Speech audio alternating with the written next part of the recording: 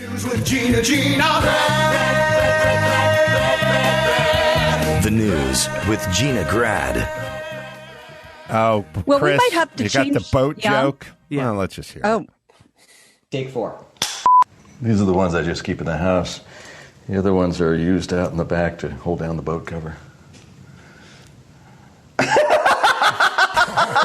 You're gonna All right, we got it. Hold down the We boat may have to cover. change the lyrics of that song next year from crazy Trump tweets to crazy Kanye tweets. He's throwing his hat in the ring. Surprised everybody over the weekend when he announced he plans to run for president this year. On Saturday night, we have the tweet. He tweeted, "We must now realize the promise of America by trusting God, unifying our vision, and building our future. I am running for president of the United States. Hashtag 2020 vision." Then Elon Musk jumped in and said, "You have my full support." And while there's no doubt that he would have interest in this, this would be sort of fun for everybody, he did miss the filing deadline in most states. So I'm not sure if he's feeling okay or if this is a publicity stunt or what's going on.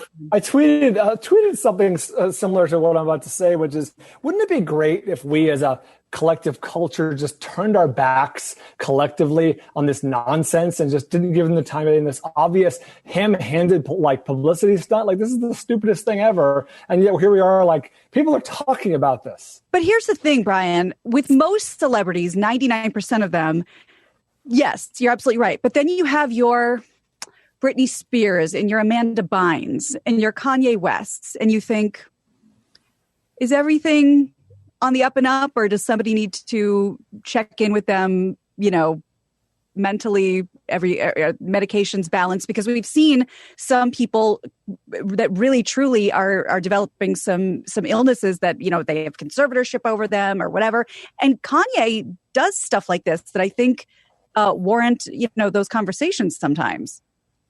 See, I'm all for it, and I'll tell you why. Can you imagine how fascinating the debates would be to see Kanye debating Joe Biden and Donald Trump? That's TV. So is he saying he's running as an independent, I guess? Or is sure. Green Party or something? Well, but You're going to find this hard to believe. There's no further details. And he also, he's a fan of Trump, so he doesn't want to, it'd be hard for him to take him down. I think, they have quite the friendship budding. I think I think I take a little different approach to this than Brian, which is I think he's nuts and he just does things. I don't know. That's what I was saying. I don't know how. I don't. It all ends up being publicity. But I've also been around long enough. Like the Kardashians were a joke, and now I think 2 of the sisters are approaching the billionaire club. Like. I can't say any idea is a bad idea or joke or nonsense anymore. There's it goes on for too long. There's too many examples. I mean, just take his family and look at the Kardashians. They should have been a flash in the pan, or they had a sex tape. Like, who cares? Now she's getting people sprung from prison and she wants to be a lawyer. Like, I just sit and watch it now. I don't say it can't happen or this is insane or anything, especially given the current president. But yes. See if this changes your opinion. Kanye has a new single that dropped 3 days ago, and has a new album coming out later this year. Exactly. It does. Why are we talking about this? Okay. Well, he totally succeeded. It's a publicity stunt, and he succeeded. Yeah. Good for him. Yeah, look, he's got Brian talking about it. Yeah, joke's on us, joke's on me. Well, I certainly hope this is a publicity stunt. Authorities in the Chinese region of Inner Mongolia are on high alert after a suspected case of Bubonic Plague.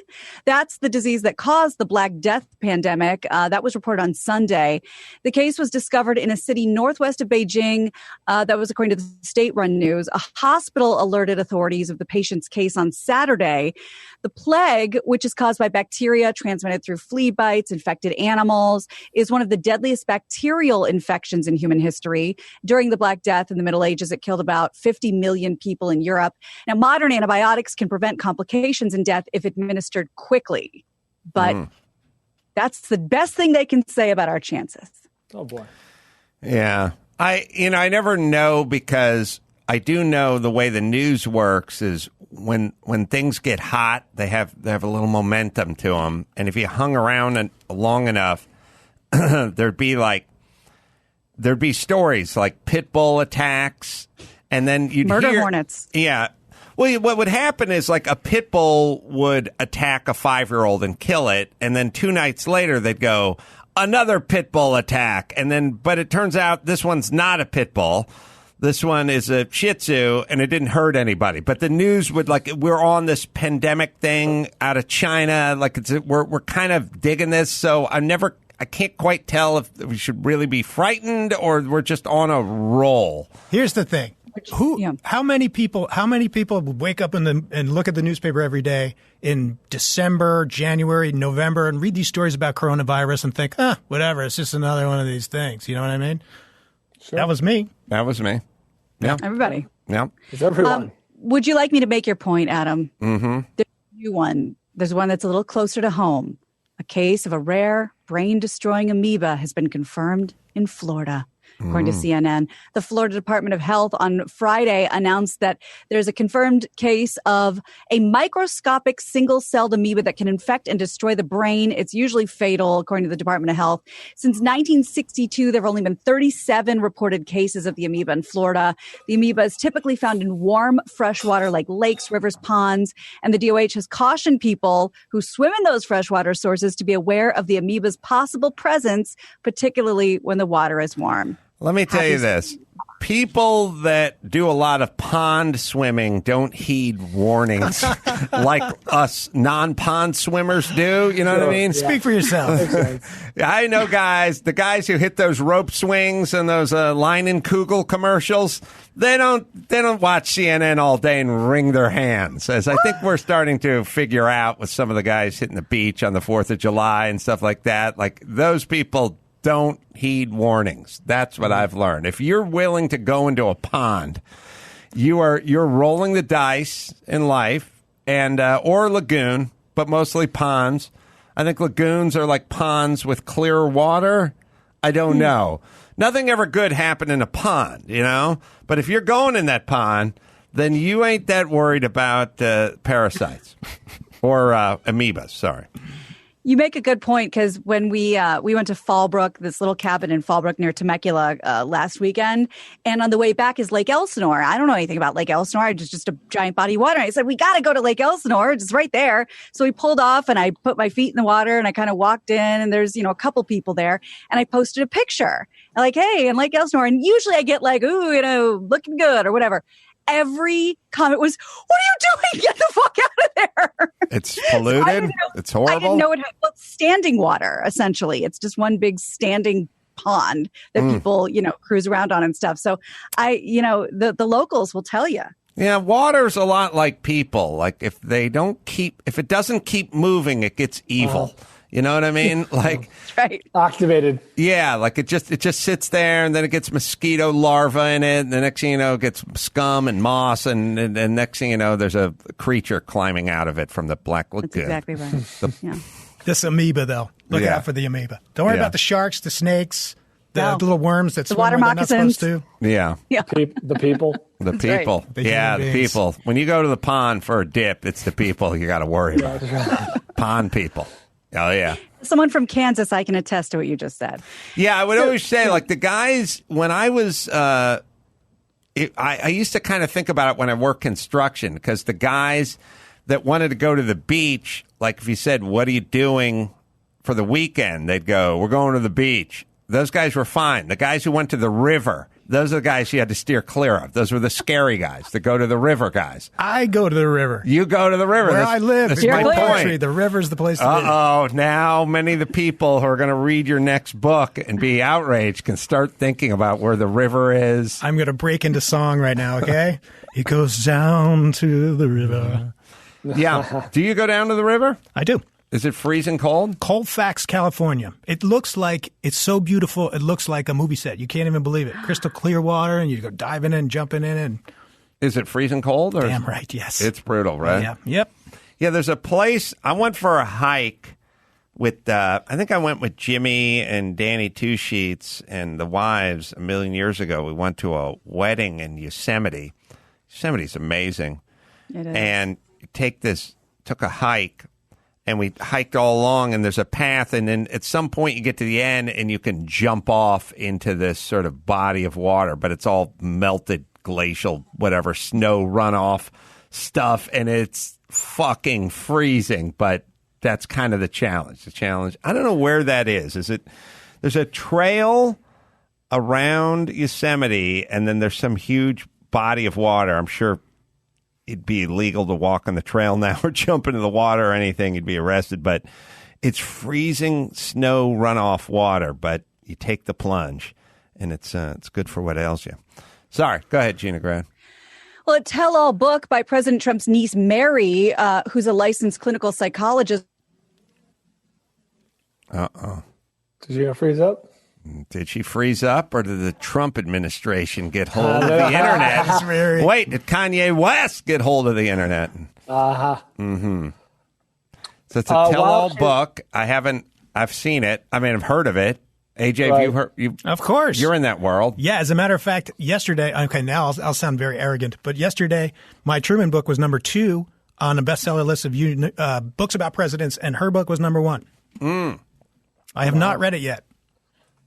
Brian? I think a judge just struck down the temporary restraining order against the book, so it most likely will come out. The tangential question for AJ about his current book, as long as we're waiting for Gina to come back, it's when you were describing the situation that Truman found himself in versus Dewey, and the whole way that the election was shaping up and surprised people, reminded me a little bit of the current situation we're in, where we have an incumbent president, kind of a tumultuous last few years, and he's down in the polls, and a lot of people are writing him off. How do you see that? Putting you on the spot, but how do you see it sort of related? Of course. Well, listen, I started this book intending for it to come out during this election cycle because I figured it would get me in front of microphones like this. But I didn't anticipate how relevant it would be. I mean, the stuff that was going on is the same stuff that's going on now: a rise in white nationalism, violence against African Americans. Is that part of the? Oh yeah, 1948, the FBI on a trail of a major presidential candidate regarding a possible Russian conspiracy. Really? Fear that, I mean, I found these documents, like documentation. They were terribly afraid that Moscow was going to try to influence the election here in 1948. The Democrats thought that the Russians were going to try to help the Republicans win. Republicans thought that Moscow was going to try to help the Democrats win. Was there a Kanye West type character? yes. His name is Henry Wallace. Scats Muldoon, Henry jazz Wallace saxophonist. Would be the Kanye West character. Yeah, nothing is really new. I mean, even going back to thousands of years, like really nothing is new. We think it's new. Violence and refugees in the Middle East. I mean, all of the things we're arguing about now and trying to figure out now, same things. Oil, where are we going to get our oil from? You, again, going back to SNL, I always say, like, turn on the news from SNL from 1977, and the anchor will be like, trouble in the Middle East. It's like, trouble in the Middle East. It's been 50 years. All right, Gina, we were talking about Trump niece book. Yeah, so that'll be out sooner than expected. And the one interesting thing I wanted to get in was that the family argued that Mary is bound by a non-disclosure agreement. She signed one following the legal battle over the will of her grandfather, Fred Trump Sr., but the appellate judge ruled that the NDA does not apply to Simon & Schuster, which has not agreed to surrender or relinquish any of its First Amendment rights. So the book is coming out. So it might have applied to Mary, but it doesn't apply to her book publishing company. What a weird loophole. Loophole, yeah. Yeah, I'm guessing that. Well, I don't know who the judge is, but it doesn't sound like he's a fan. No. I think that's probably how it works. Not be. Yeah. What is it we're going to find in that book? Because it's kind of like saying, look, you have a non-disclosure, but your bullhorn doesn't. So you can go ahead and say whatever you want into that bullhorn. And it's kind of like, yeah, I guess, but that's kind of what we're saying. But anyway, here's the thing. What could it say? What could possibly be said in that book that's going to surprise people at this point? Well, yeah, I mean, we just had the John Bolton book out, and it's like, okay, we get it. The question is, would anybody be surprised? Well, look, whether it's, I don't know, Weinstein, Trump, Clinton, both Clintons, Bill Cosby, like, is anyone surprised at anything? Is there anything that would be there where you'd go like, just oh, you can even shit, just try to imagine a scenario in there. Like, just make it up in your head. Well, that would be, and I can't think of anything. Nothing is going to surprise me. About this. I'm sure there'll be some salacious stuff. Of course. When the White House insiders write their stuff, it's White House shit, and this is family shit. But you're right. Like, what would shock you? What would truly shock you at this point? Well, I think I'm only going off of like two sentences that they released from the book, but some of it is about like, the possible sort of tyrannical or whatever quality of his father and how, that may have scarred Donald. And, like you said, like the family, like the psychology stuff. When the when the Steele dossier first hit all those years ago now, the original stuff was like he'd go to Moscow and get hookers to pee on him. And we were like, yeah, okay. Well, yeah, okay, that makes sense. It's not great. It was a weekend, wasn't it? I mean, we're not talking about a Tuesday. I mean, hey, who doesn't remember the video footage of Bill Clinton testifying when they asked him the cigar question? You don't remember that? No. What is it? What is that one? The cigar question where they're saying blah, blah, blah. Am I making this up? That's what I remember. Just the look on his face when he's on camera being asked the questions about what he did in the White House. Well, maybe we'll try to find it. I remember the what is, trying to weasel out of, I remember the what is, and then when I kind of realized that everyone was just whoever they were, there was an interview he was doing with some news anchor, and he just like looked at him and he just went, I did not have sexual relations with that. Did he woman. ever say that under oath? Yeah. No, I don't know if he said it under oath, but it was an interview. That's when I kind of just realized anyone will say anything at any time, especially if you're asking them about getting blown by an intern. You know what I mean? In the White House. People will lie. Yes. Right. Well, and that's... Well, Gina just froze up again. AJ, let's talk about that river. Right on. I can tell you river stories all day long. And they would be the scariest stories ever spoken on your program. Really? Yeah. Why? No, I'm just kidding. I like the idea. I think for a lot of people, especially in L.A., this notion of moving somewhere a little more rural is now, maybe 9 months ago it didn't seem like a great idea, or even 5 months ago, but now it seems like a capital idea. You think you were ahead of the curve. Why did you do that? Well, it was my plan. The honest answer is I wanted to go skiing. I'm moving into my next career, which is ski bumming. So I wanted to begin that process. So I live near Squaw Valley. That's it. That's the answer.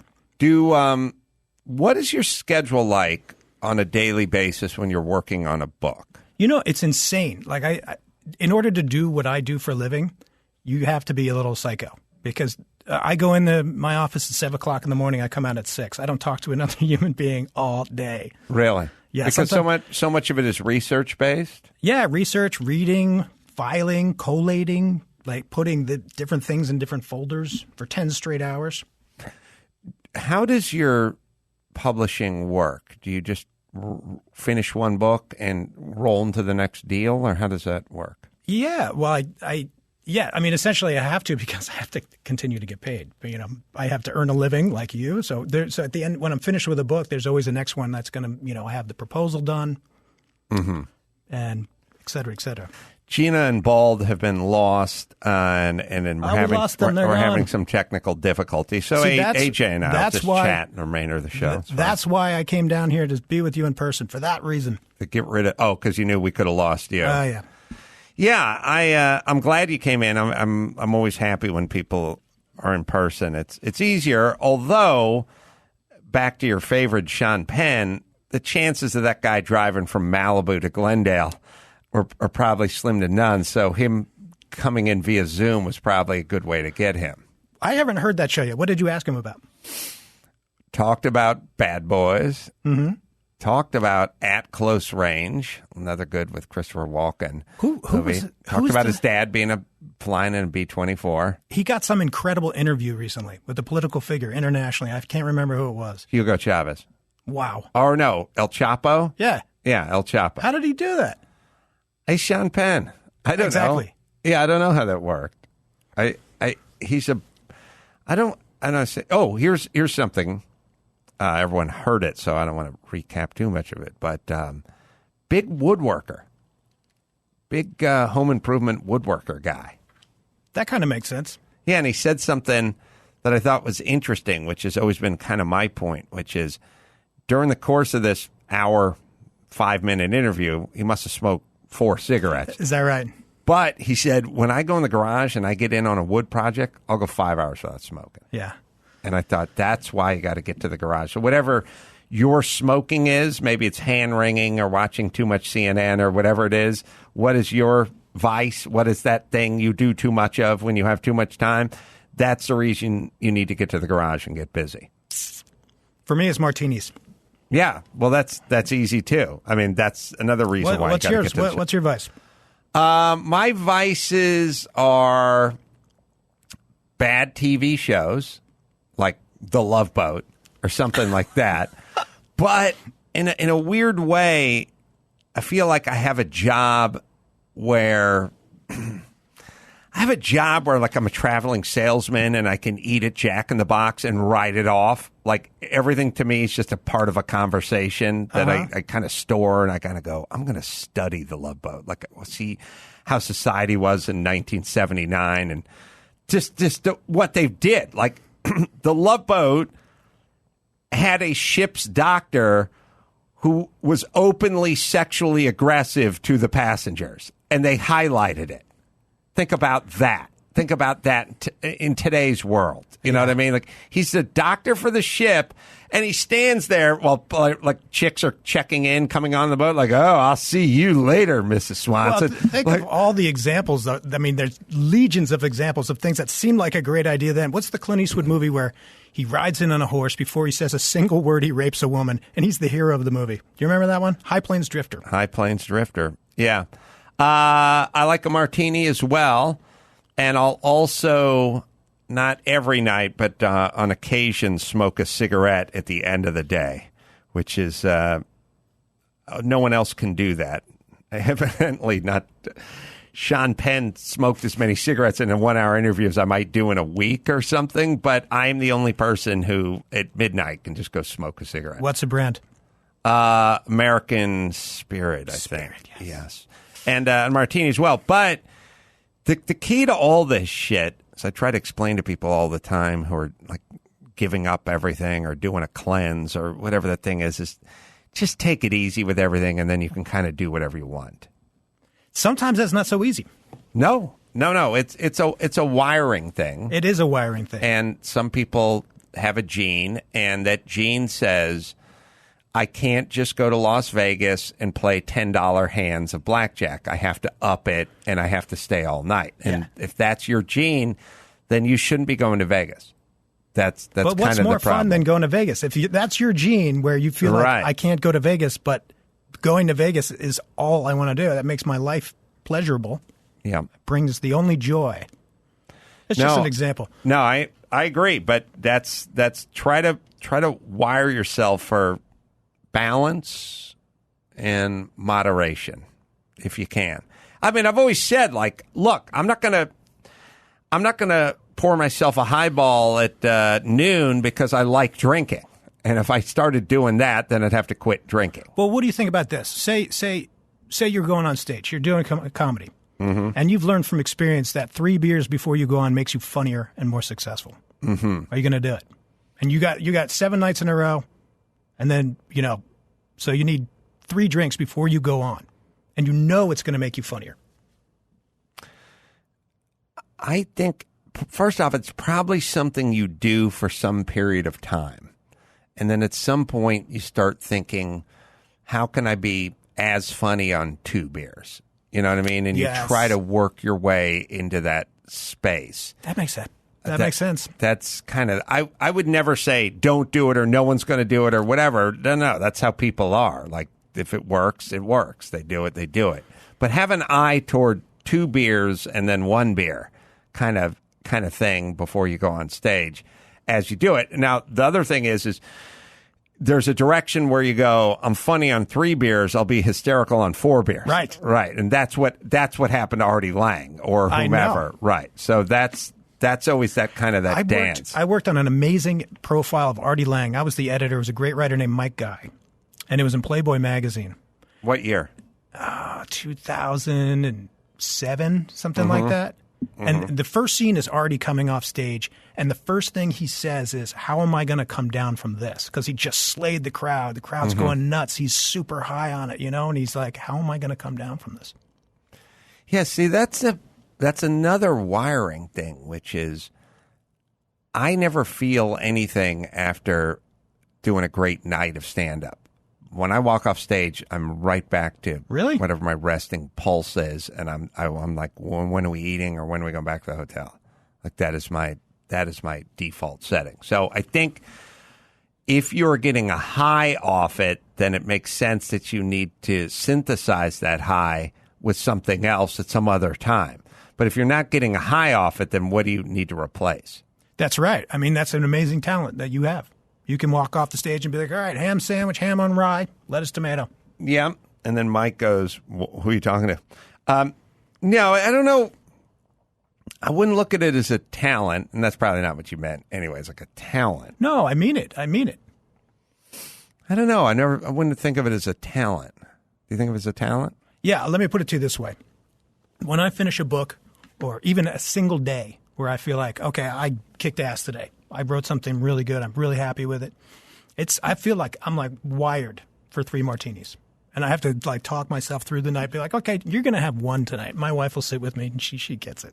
Right. She helps.